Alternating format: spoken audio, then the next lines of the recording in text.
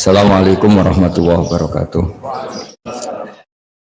Bismillahirrahmanirrahim. Rabbi shrah li sadri wa yassir li amri wahlul 'uqdatam min lisani. Allahumma shalli wa sallim wa barik ala sayyidina Muhammadin wa ala alihi wa sahbihi ajmain. Amma ba'du. Yang sangat saya hormati Profesor Dr. Purwo Santoso selaku Rektor UNU. Di sini ada pernah mas-mas saya, ada Profesor Yani, ada Mas Aris, ada teman-teman, ada Mas Mustafid, semua yang saya hormati. Saya mohon maaf atas keterlambatan karena saya masih sekolah tadi, masih mengikuti sekolah. Jamnya memang harus tadi jam 9. Mengenai ilmu manfaat itu kita mengikuti ya tradisi ulama-ulama dulu. Itu kalau pakai standar dengar makna indikator atau indikasi, itu adalah dimulai dari kita legowo ya. Kita legowo dengan faham-faham atau dengan satu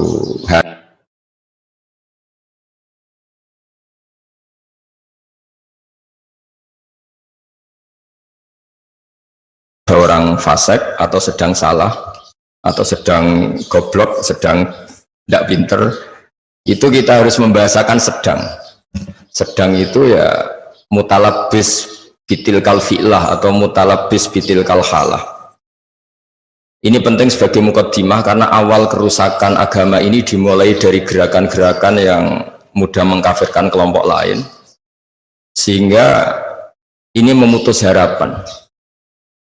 Jadi saya mohon kepada Bapak Profesor, Bapak semualah yang terlibat dalam pendidikan itu, terutama ini menyemaikan harapan. Orang yang sekarang sedang jatuh bisa saja suatu saat bangkit. Yang sedang fasik bisa saja suatu saat soleh. Sehingga agama ini diperuntukkan limangka nayarjuwa hawal yaumal akhir, bagi yang selalu berpengharapan. Sehingga agama ini tidak boleh main vonis, mengkafirkan orang lain, terus kemudian menganggap kelompok lain tidak termasuk Islam, itu tidak boleh. Sebab itu ciri khas ahli sunnah wal jamaah yang diimplementasikan akidah NU di Indonesia, atau kalau dalam bahasa PBNU itu sudah ahli sunnah masih ditambahi an-nahdiyah. Itu dimulai dari apa? Ciri khas ahli sunnah itu dimulai apa? Yang tidak mudah mengkafirkan orang lain. Karena sekali gerakan ini itu tumbuh dan kita masuk ke situ, maka orang Islam itu otomatis berkurang. Karena yang hakikatnya masih muslim, kita anggap kafir. Yang hakikatnya suatu saat tobat, kita vonis atau kita statuskan, kita stigmasi sebagai orang yang jelek. Sehingga nggak ada harapan lain lagi untuk baik. Sebab itu pengajian ini atau ngaji ini saya mulai dari ciri khas mazhab ahli sunnah wal jamaah tentang ilmu manfaat. Ilmu manfaat itu ilmu yang orang itu selalu berharap kepada Allah Subhanahu wa ta'ala. Limangka nayarjuwa hawal yaumal akhir. Saya beri beberapa contoh masail fiqhiyah. Ada orang misalnya mati bunuh diri atau mati karena minum oplosan. Itu di Syarhun Nawawi, syarah hadis Nawawi ketika mensarai Sahih Muslim. Gimana hukumnya orang yang mati karena oplosan atau karena bunuh diri? Sebagian ulama mengatakan jangan datangi jenazahnya sebagai hukuman biar nggak ada lagi yang mati bunuh diri. Ada ulama yang berpendapat tetap kiai itu datang karena bunuh diri itu sudah salah. Dan kalau kiai-kiai tidak datang, maka ditakutkan ada kefiah baru dalam mengelola jenazah. Dan itu lebih bahaya. Misalnya ada orang mati oplosan karena orang-orang soleh tidak datang, kemudian komunitas mereka bikin satu tradisi baru dalam memakamkan jenazah. Misalnya didusi mbek arak, terus mayitnya didepno ngetan, atau dimakamkan begitu saja. Sebab itu pertanyaannya, lalu gimana? Ya al-maisur la yasqutu bil ma'sur, kita harus datang, setidaknya kita tetap mendatangi syariat Islam yang dalam mengelola jenazah dimakamkan secara benar, dimandikan secara benar, disolatkan secara apa? Nah, artinya begini, kita datang ini sebetulnya bukan bentuk penghormatan ke orang fasik, tapi bentuk mengawal syariat Islam supaya tetap berjalan meskipun sedang ngelola orang apa? Asing. Jadi ini penting sekali saya utarakan supaya legowo kita sebagai pemandu ilmu atau pemandu mazhab ahli sunnah wal jamaah itu bukan urusan seneng dan tidak seneng, tapi kita ngawal syariat Islam ini, kita kawal. Caranya apa? Ya tadi selalu berpengharapan dimangkana arjuwah wal jamaah. Kalau tadi dikatakan Pak Rektor misalnya susah menerapkan pesantren di kampus, tapi jangan pernah putus harapan. Al-Azhar itu ya kampus, tapi tradisinya pesantren. Di situ ada ijazah toreko, ada ijazah cara menghafal Quran secara benar, tapi tetap tradisinya itu kampus. Nah, saya memulai makalah ini dengan buku yang jenengan baca semua, yang jenengan bawa, nanti tak baca secara urut, sebagian yang pokok-pokok. Saya mulai dengan ilmu manfaat itu ilmu yang kayak apa? Saya akan berpendapat ilmu yang selalu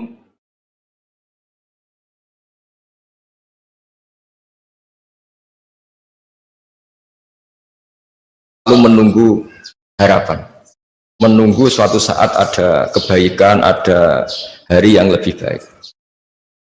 Nah, itu dimulai dari mana? Dimulai misalnya seorang bapak yang awam, yang mungkin lugu atau bodoh selalu bilang, "Le kejo koyok bapak, ini anaknya sekolah dan lebih baik." Ada orang yang nyuwun sewu mungkin dia maling atau copet atau apa, kalau ngandani anak wis bapak tok cung sing lakoni ning penjara, kowe aja sampai nasibmu koyok bapak. Dan dari harapan seorang bapak yang terpidana ini kemudian lahirlah anak-anak yang soleh. Ketika orang-orang kafir Mekah yang sangat sadis kepada Rasulullah SAW itu sampai Malakul Jibal itu enggak tego, terus menawarkan, "Ya Rasulullah, hari ini saya diutus Allah untuk apa? Untuk menghancurkan orang-orang Mekah yang mengusir engkau, yang menyakiti engkau." Tapi kata Nabi, jangan. Asallahu ayyukhrija min aslafihim ya'budullaha wa la yusyriku bihi syai'an. Mungkin bapaknya kafir, tapi saya berharap nanti anak-anaknya menjadi mukmin. Jadi orang yang kafir saja Nabi tidak butuh harapan. Itu ada di hadis sahih di Bukhari.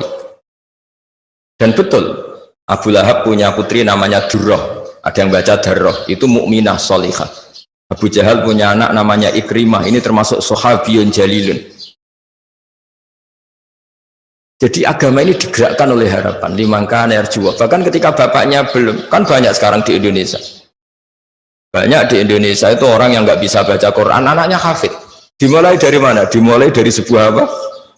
Harapan, limangkan yarjuwa wal yaumal akhir. Sebab itu dalam sebuah kitab Jami'u Usulil Aulia, kitab tentang para wali, itu Abul Hasan Asyadili pernah mimpi. Di situ ketemu Nabi Nuh dan Nabi Muhammad SAW dalam mimpi.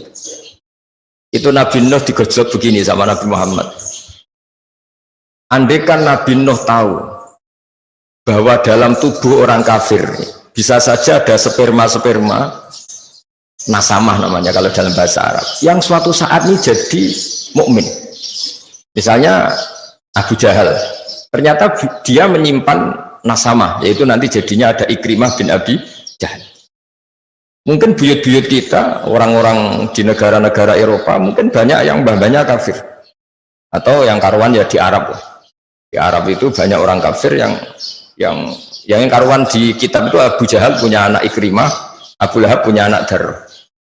Andai kan Nabi Nuh tahu bahwa orang-orang kafir yang beliau pasutkan itu mati, padahal di tubuh mereka tersimpan nasamatan mukminah, bisa saja tersimpan calon-calon orang mukmin, maka mada'a ala qaumih, maka tidak akan masukkan kaumnya. Artinya apa? Kenapa Nabi Nuh yang termasuk ulul azmi akhirnya syariatnya Nabi Nuh nak menjadi syariat kita? Karena syariat kita tidak boleh Rabbila tadzar alal ardi minal kafirina dayar. Karena yang sedang bodoh bisa saja di situ tersimpan calon-calon profesor, calon-calon doktor, calon-calon ulama, padahal bapaknya awam atau lugu. Maka Bapak Profesor Purwo, saya pernah ketemu profesor juga di Jogja, cerita, sebenarnya saya dengan bapak saya itu entah pinter mana. Kok sampean cerita gitu? Ya, bapak saya ini petani udun, punya anak profesor. Saya profesor, anak saya naik SMP saja kesulitan. Sudah jadi pinter siapa? Makanya cerita yang favorit di Mbah Zubair, abahnya Mbah Mun itu, ada orang awam, bodoh, punya anak alim alama. Setelah punya anak alim alama ini, anaknya ini punya pondok besar. Ya rata-rata santri itu kultus. Anaknya saja sealim ini, apalagi bapaknya. Suatu saat bapaknya ke situ, sholatnya ya tidak benar, wudunya tidak benar. Santri itu masih bisa mentakwil. Ini mungkin jadab. Jadab itu bahasa khusus pondok, mungkin punya perilaku khusus lah, yang sudah terbebas dari syariat. Suatu saat bapaknya ini kencing dekat musola, jadi sudah nggak bisa ditakwil. Wah ini kali ini bodoh betul ini. Singkat cerita si santri memberanikan diri matur kiainya, Pak Yai, saya ini kecewa. Dulu saya ngira bapak Anda lebih pintar dibanding Anda, karena Anda alim betul. Ternyata bapak Anda ini bodoh. Kata sang kiai tadi, ora cung bapakku iku pinter, sing bodoh iku mbahku. Kenapa bapak jenengan pinter? Karena memutuskan punya keputusan terbaik dalam hidupnya, yaitu saya dipondokkan, akhirnya saya jadi orang alim. Nak mbahku bodoh, mereka ora tau mondokno. Artinya apa? Generasi bodoh itu bisa diakhiri. Maka sebetulnya seorang yang bodoh itu ya sedang bodoh. Bisa saja di sini menyimpan tadi nasamatan sing mukminatan, nasamatan alimatan, nasamatan sing mu'jibatan. Jika kalau dalam ngaji nahwu, ini juga orang-orang UNU juga harus ngaji nahwu. Bahasa nahwu itu manusia itu berstatus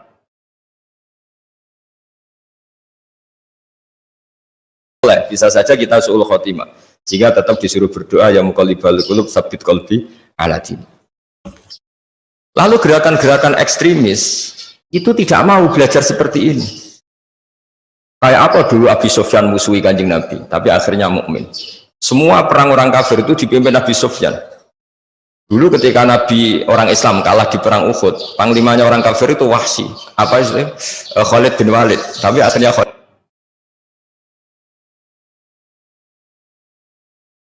ilmu nahwu itu penting, berarti fasikun ya di terjemahnya sebetulnya sedang fasik, bukan berstatus fasik, bukan berstatus permanen. Jika itu dipelajari oleh ulama-ulama. Kenapa?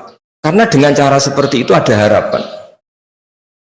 Maka saya mohon, misalnya Universitas NU yang di Jogja, misalnya masih kecil ya berharap lebih besar, misalnya kurang baik berharap akan lebih baik. Pokoknya walhasil itu jangan sampai orang itu tidak punya harapan.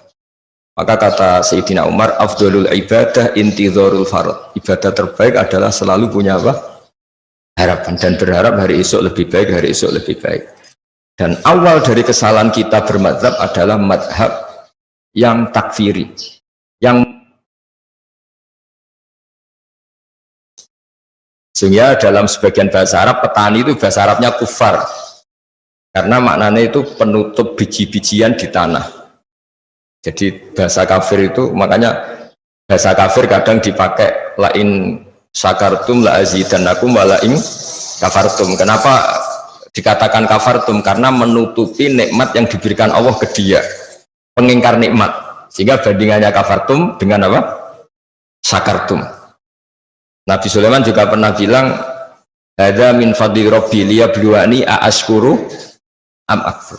Jadi punya bahasa kafir itu tidak mesti seru keluar dari Islam, itu enggak. Bahasa kafir itu bisa pengingkaran terhadap apa? Nikmat, atau pengingkaran terhadap anugerah Allah itu juga disebut kafir. Karena bandingannya itu syukur sama apa? Kufur. Nah kadang perbandingan itu ekstrim, yaitu mukmin dan kafir. Nah ngaji ini memang saya mulai dengan rumus yang agak jelimet, tapi ini akan menjadi panduan untuk Nahdlatul Ulama, juga untuk para akademisi di kampus. Bahwa semuanya itu dimulai dari harapan. Dulu kita dijajah Belanda 350 tahun. Dan masyarakat kita zaman itu sangat terbelakang. Wong penjajah itu buruk, sudah buruk, kafir. Orang-orang tua kita nyeluk Belanda itu doro. Wong penjajah kok diundang doro. Mungkin andaikan saat itu ada pakar sudah putus asa. Bagaimana bisa menggerakkan masyarakat yang saking bodohnya itu penjajah dipanggil doro. Kayak apa susahnya pas itu? Kita ini bisa menggerakkan masyarakat tuh kalau punya kesadaran melawan. Kok kesadaran melawan? Nganggep penjajah ini tuannya, majikannya. Kamu bisa mendidik orang melakukan perlawanan dengan cara berpikir seperti itu. Kayak apa susah? Tapi para pejuang kita, para ulama kita, para kiai kita tidak berhenti ada saja celah untuk mendidik mereka supaya mau melakukan perlawanan.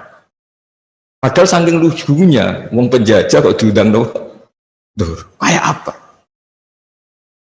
Susahnya apa? Tapi barokahnya punya harapan bergerak, kemudian akhirnya kita jadi merdeka. Orang-orang desa yang jadi buruh, gara-gara jadi buruh lama, roh enake wong sugih, duwe akeh, rumahnya AC-nan, kulkasan, terus punya harapan, muga-muga anakku ora kaya aku. Periode anak sudah jadi orang yang tidak buruh. Banyak orang yang buta huruf, periode anak cucu sudah hafal Quran. Banyak orang yang nggak tamat SD, periode anak sudah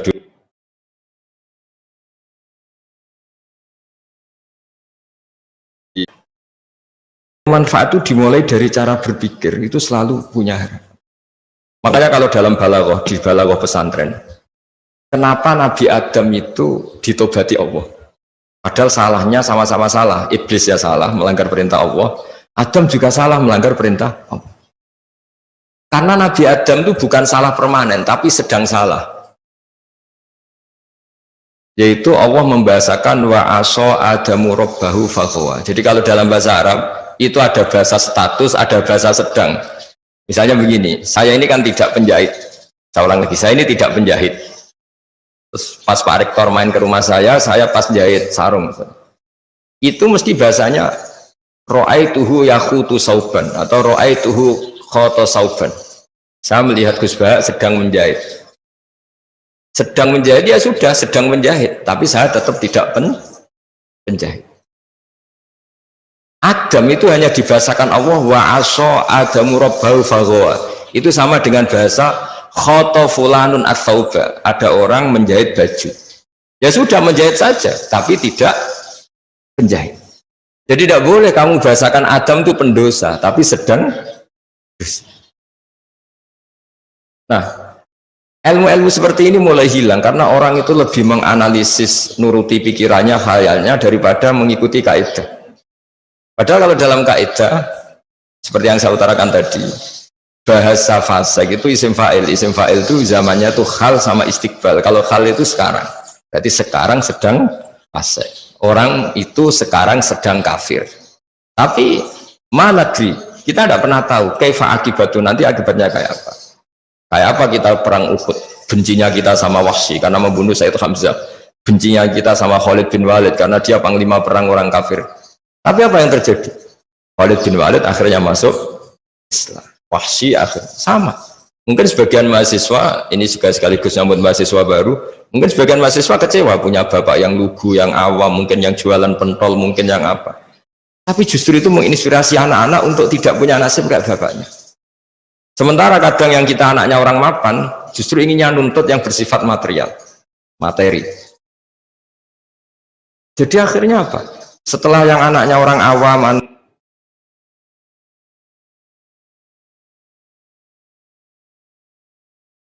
tapi yang menggerakkan itu apa? Yaitu harapan.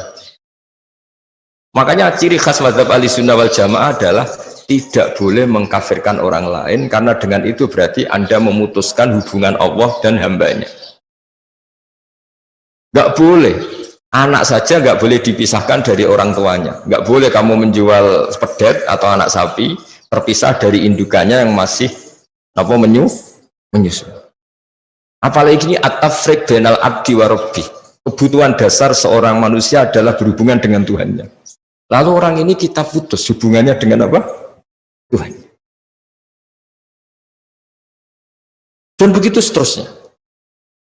Sehingga tadi Nabi, meskipun yang menyakiti Nabi ini orang-orang kafir yang sangat biadab, ketika mau dihabisi sama malaikatul jibal, itu Nabi masih ngendikan bal arju ayyukhrijawahu min aslabihim maya'budu waha wa la yusriku bihi syai'an. Jadi ini yang sedang kafir saja Nabi tidak berhenti berpengharapan.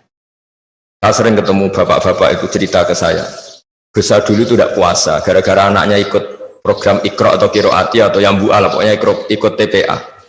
Itu anaknya puasa masih kecil, Karena masih kecil puasa itu digendong.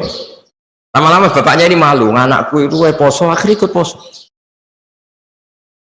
Kalau wisuda khataman Quran itu banyak bapak-bapak itu nangis. Kalau ditanya itu ya lucu.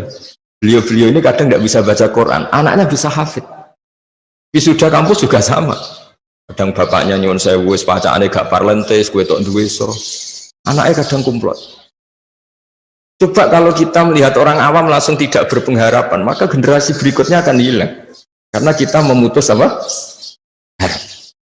Makanya agama ini bagi siapa? Limangkana yarjuwaha wal yaumal akhir. Agama ini bagi siapa yang selalu punya. Indonesia pernah nggak merdeka, pernah ada gestok, pernah ada apa saja, dan sekarang baik-baik saja. Sekarang juga ada masalah pandemi, masalah apa-apa. Tapi kita selalu berharap akan baik-baik saja, karena agama ini limangkana yarjuwaha wal yaumal akhir. Kemudian berikutnya saya akan rangkan metode dakwah, metode mengelola ilmu supaya lebih baik, lebih manfaat. Ini saya menyitir ini, mohon dibuka halaman tentang apa metode. Tentang Sayyidina Umar diprotes sama beberapa sahabat karena beliau cara mimpin itu keras sekali. Kalau Abu Bakar lembut sekali, jadi sama-sama dua pemimpin besar dalam Islam. Yang Umar itu keras sekali, yang siapa? Abu Bakar lunak sekali. Halaman 25. Ya ini saya baca halaman 25. Jadi kan Rasulullah SAW kita tahu ketika intaqala ila rafiqil a'la, ketika pindah ke alam itulah. Karena tentang Nabi itu gini Pak Rektor, jangan sampai kita yang NO atau yang ahli sunnah wal jamaah itu menamai Nabi itu meninggal. Jadi memang kalau ulama itu aturannya agak jelimet. Pernah ada Imam Malik ketemu orang, ila aina anta, kamu kemana? Zurtu kubron Nabi, saya mau ke kuburannya Nabi. Itu dineng sama Imam Malik, orang itu gak ditanya. La taqul kubron Nabi, wakul zurtun Nabi. Makanya orang Indonesia itu luar biasa. Yang paling awam kalau ditanya, kamu kalau haji mau kemana saja? Ziarah Kanjeng Nabi. Kubron Nabi, bilang wakul zurtun Nabi. Makanya orang Indonesia itu luar biasa. Yang paling awam pun kalau ditanya, kamu kalau haji mau kemana saja? Ziarah Kanjeng Nabi. Gak ada yang keterucut bilang. Orang Indonesia itu luar biasa. Orang paling awam pun kalau ditanya, kamu mau kemana setelah kita haji selesai? Mau ziarah. Hanya inti. Nabi gak ada yang menambahi kata. Jika orang Indonesia itu luar biasa, orang paling awam pun kalau ditanya kamu mau kemana jadi kultur, sehingga mereka melafalkan meskipun tidak paham ya gitu. Nabi nggak ada yang menambahi kata kubur Rasul juga gitu, ziarah ke itu sudah jadi kultur, sehingga mereka melafalkan meskipun tidak paham ya ngomongnya gitu. Kenapa brosur kita sama saja? Ya kita tahu di brosur juga ganti ziarah ke Nabi, bukan ke makamnya. Dia halus sekali. Resiko halus adalah ketika melihat kemungkaran juga tidak berontak. Bakar mengganti Nabi. Dan itu masalah karena ciri utama agama Islam itu nahi mungkar. Resiko halus adalah ketika melihat kemungkaran juga tidak berontak. Figur yang mewakili nahi mungkar. Dan itu masalah karena yang ciri utama agama Islam mewakili amar mungkar. Jika Abu Bakar justru merasa yang mengganti beliau itu sekali ketika ditanya siapa yang mewakili beliau menjawab Umar. Merasa figur yang berbeda. Perasaannya orang tuh nggak akan terlintas Abu Bakar kok memikirkan bahwa penggantinya itu adalah Umar. Karena ini dua figur yang sangat kontras, yang satu sangat lunak, yang satu sangat keras. Perasaannya orang tuh nggak akan terlintas Abu Bakar kok memikirkan bahwa penggantinya itu adalah Umar. Karena ini dua figur yang sangat kontras. Kalau kita hidup di Jogja, di Solo, di kultur yang halus mungkin seneng sama figur kayak Abu Bakar. Tapi kenapa akhirnya Abu Bakar misalnya Anda hidup di Kolombia, misalnya di daerah narkoba, di daerah-daerah yang di Jogja, di Solo, di kultur yang itu kayak Sayyidina Umar. Seneng sama figur kayak Abu Bakar. Makanya dalam tarikh itu unik. Tapi misalnya Anda hidup di Kolombia, Nabi pertama kali jadi Nabi dan yang Islam sudah ada beberapa, di antara yang sudah Islam itu Abu Bakar kayak Sayyidina Umar. Tapi Islam itu diteror. Makanya dalam tarikh itu unik. Nabi pertama kali jadi Nabi dan yang Islam sudah ada beberapa, di antara yang sudah Islam itu Abu Bakar. Tapi Islam itu diteror oleh orang-orang kafir. Kalau mengaku Islam dijotosi, mengaku Islam disiksa. Jika Nabi itu angen-angen, waduh, nak sing Islam melunak-lunak ini repot. Suatu saat Nabi jalan-jalan melihat Umar di pasar, dan beliau sedang gulat. Di Umar itu preman, jadi kalau gulat itu menangan. Kata Nabi, Allahumma a'izzal Islam di Umar. Semoga yang mau Islam yang jenis seperti ini. Betul. Sebagai riwayat ada yang cerita Nabi doa Senin gitu, Kamis sudah Islam. Pertama Islam masuk Umar, Umar masuk apa? Islam. Apa yang dilakukan? Bikin pengumuman.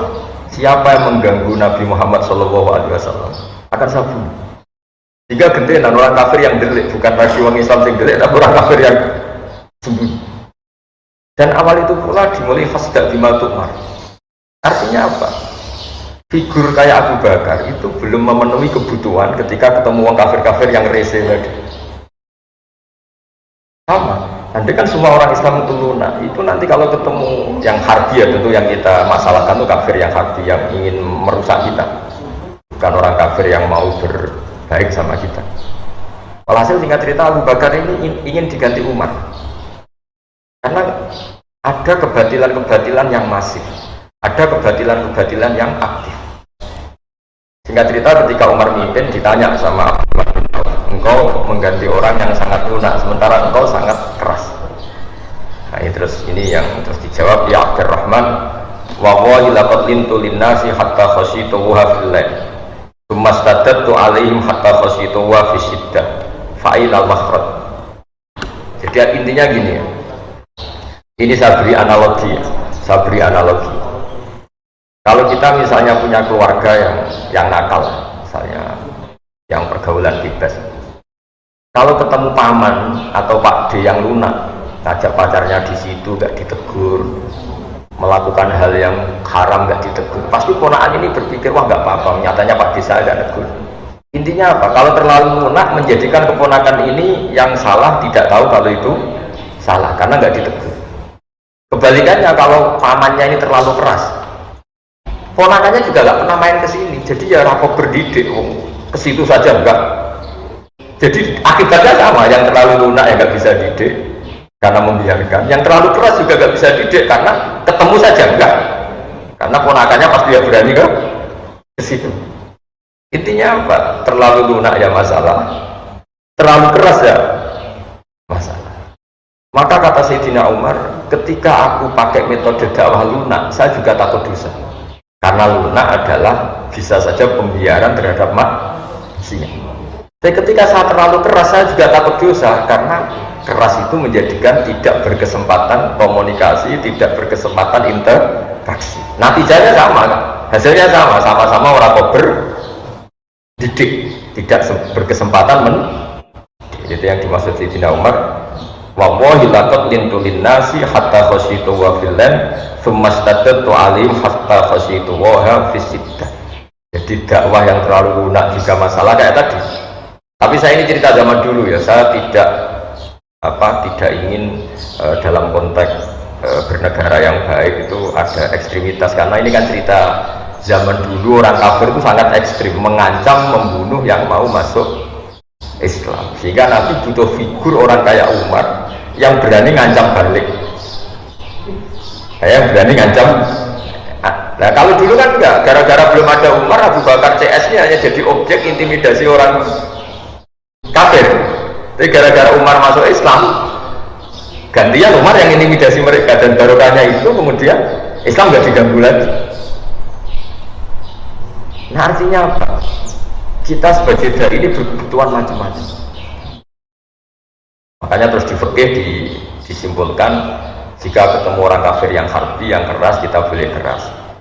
Makanya qatilul ladzina yuqatilunakum, perangi mereka yang merangi kamu. Sehingga ulama dulu yang merangi Belanda, merangi Jepang, karena mereka merangi kita. Tapi kalau mereka tidak merangi kita, tentu kita diharamkan merangi mereka. Nah bayangkan misalnya zaman Belanda jajah kita, Jepang jajah kita, terus kamu fatwa yang lemah lembut, ya repot. Zaman itu ya nggak jadi merdeka dengan fatwanya seperti itu. Nah, Islam itu menyediakan itu semua. Ada fatwa saat perang, juga ada fatwa saat negara normal. Kalau ketika negara normal ya fatwanya tentu bil hikmati wal mau'izatil hasanah. Tapi apapun itu sudah saya niati di sesi ngaji ini, saya akan cerita agama ini liman kana yarjuha wal yaumal akhir. Jadi cerita pokok yang ada di hadis sahih adalah ketika Malakul Jibal menawari Rasulullah SAW untuk menghabisi orang-orang kafir Mekah, Nabi ngendikan tapi saya berharap dari anak turun mereka menjadi mukmin. Ini bapaknya masih kafir. Nabi berharap generasi ini selesai dengan melahirkan orang-orang mukmin. Jadi setelah Abu Jahal itu ya sudah selesai, karena Abu Jahal melahirkan orang namanya Ikrimah. Khalid lebih ngeri lagi. Khalid itu punya bapak namanya Walid. Wah, itu lebih parah lagi. Walid bin Mughirah itu biadab-biadabnya orang Mekah yang paling mengganggu Nabi. Tapi punya anak Khalid bin Walid yang nanti menjadi panglima terbaiknya umat. Wahsy, kayak apa Nabi tidak senangnya sama Wahsy? Karena membunuh ahabban nasi ila Rasulillah. Sampai saking gak senangnya Nabi itu, sudahlah Wahsy, iman kamu saya terima, tapi tolong kalau ketemu saya kamu menghindar. Setiap saya melihat kamu saya akan ikan pamat saya Sayyid Hamzah. Tapi iman kamu sudah saya terima. Jika masyhur itu dalam sejarah, Wahsy ketika perang Yamamah yang dipimpin Abu Bakar, dia berkeinginan membunuh Musailamah Al-Kadzdzab. Ada yang baca Musailamah Al-Kadzdzab. Kata beliau, kata Wahsy, saya berjanji fakama qataltu ahabban nasi ila Rasulillah saat tulu abghadun nasi ila Rasulillah. Saya bersumpah karena saya pernah berdosa membunuh orang yang paling dicintai Rasulullah, saya akan membunuh orang yang paling dibenci Rasulullah. Itu membunuh Musailamah Al-Kadzdzab yang ngaku sebagai nabi. Artinya apa? Orang yang biadab Wahsy yang bunuh Hamzah sampai seperti itu. Gila setelah dibunuh, disobek perutnya oleh Hindun, kemudian jantungnya dikunyah. Kayak apa? Tapi Hindun akhirnya ya jadi muslimah, Wahsy jadi. Nah, kenapa bisa begitu? Karena selalu ada. Nah, contoh terakhir harapan yang tidak kesampaian tapi efeknya bagus. Abdullah bin Ubay bin Salul itu ketua orang munafik. Kayak apa fitnahnya Abdullah sama Rasulullah? Jadi ketika Abdullah bin Ubay itu meninggal, itu anaknya minta supaya Nabi itu ngasih gamisnya, sama Nabi dikasihkan supaya dipakai mengkafani siapa? Abdullah bin Ubay. Dan ini Ra'isul Munafikin. Bahkan setelah Nabi datang di jenazahnya itu, keluarganya minta supaya Nabi itu dorong Jawa kayak ngidoni, semua fisiknya disuruh ngidoni bin Barokah untuk idoni kanjeng Nabi, diturutin. Orang tuh heran semua, kayak apa salahnya Abdullah bin Ubay bin Salul sama Nabi. Nabi itu tiap jalan satu langkah, dua langkah, dihadang sama Umar. Ama tadzakarta ya Rasulullah qala Ubay kadza wa kadza. Engkau apa enggak ingat kayak apa Ubay menghujat engkau? Engkau apa enggak ingat kayak apa Abdullah bin Ubay mencibir engkau, menghina umat Islam? Hati Umar, sudah tanah kayak Umar, kamu minggir saya mau ke sana. Sampai terakhir Nabi mau bersolat dan sudah tak mau takbir. Baru ada ayat turun wala tusolli ala ahadin minhum mata abada wala taqum ala qabr. Terus Nabi gak jadi sholat. Tapi apa yang terjadi? Meskipun Abdul bin Ubay akhirnya Nabi gak boleh sholat, asama min qaumihi wa ashirati alfu ahli baitin. Karena sikapnya Nabi yang simpatik ini, keluarga Abdul bin Ubay masuk Islam semua. Wah, kok sebaik itu? Orang kok sebaik itu? Jadi artinya apa? Jangan-jangan orang yang sedang mati karena oplosan, punya ibu yang muslimah, punya keluarga besar yang muslim, sehingga ketika seorang kiai datang ini menjadi simpatik. Pak Yai di api ya masih anakku mati ini ya dihormat. Keluarganya Abdul bin Ubay gitu, wong kok api kayak Muhammad, ya diangkat mereka masih munafik. Akhirnya mereka masuk Islam semua, gara-gara melihat berkat Rasulullah SAW betapa halusnya. Dan itu menjadi manhaj kita. Jadi di NU itu ditonggo fasik, terkenal koruptor, terkenal macam-macam diundang-undangan ya teko.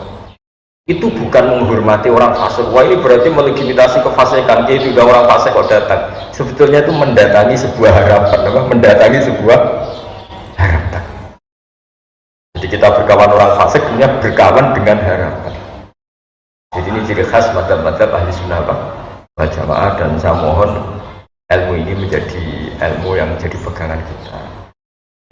Keempat, kenapa itu kita lakukan? Ini ada di kitab Hikam, pernah saya ajarkan juga ketika Fakultas Kedokteran UGM ke sini. Kenapa ini kita ajarkan? Yang keempat, ini contoh saya yang terakhir.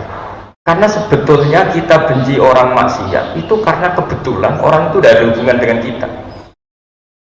Misalnya begini, kamu dipisoi orang, kan memaafkan itu susah. Coba bayangkan yang misoi itu anak kamu kepada orang lain, kamu berharap apa? Orang itu memaafkan anak kamu. Kalau pertanyaannya, wah misoi itu diwales, itu ditabuhin, Kalau orang mengumpat itu harus ditangani. Pertanyaannya, kamu fatwa gitu karena kebetulan yang salah bukan anak kamu. Coba kalau yang salah itu anak kamu berharap dimaafkan apa dipukulin? Dimaafkan. Makanya Nabi Ibrahim alaihissalam ketika diangkat di alam malakut kemudian melihat orang maksiat, menurut kamu Ibrahim orang-orang maksiat itu diapakan? Habisi saja ya Allah.